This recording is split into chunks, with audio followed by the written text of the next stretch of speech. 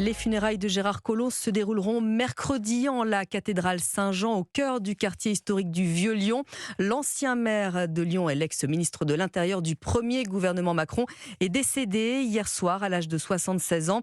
Il avait déclaré un cancer de l'estomac en septembre 2022.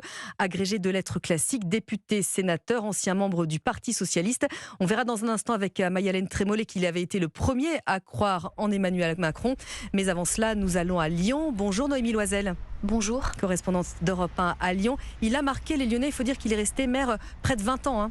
Oui, ce matin sur le marché, c'est une ville en deuil. Gérard Collomb était une figure, me disent les Lyonnais. Je crois que ça a été un de nos bons maires. Il ne partageait pas forcément toutes ses idées, mais je veux dire, c'était un socialiste bon teint. Il discutait aussi bien avec les commerçants qu'avec les clients, parce qu'il habitait juste derrière le marché du Point du Jour. Donc il venait, c'est une personne qui avait un contact humain. C'était vraiment quelqu'un qui comptait pour la ville de Lyon, qui adorait la ville. Élu maire de Lyon en 2001, premier président de la métropole, Gérard Collomb aura lancé de grands projets. Piétonisation des berges du Rhône, un service de vélo en libre service avant Paris, ou encore la relance du quartier d'affaires de la Part-Dieu. Toute cette harmonisation de la ville qui avait besoin de ce coup de fouet, quoi. Et il l'a donné au niveau aspect de la ville et au niveau vie économique. Un engagement infaillible pour cette ville.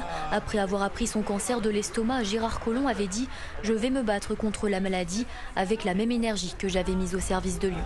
Noémie Loisel, correspondante d'Europe 1 à Lyon.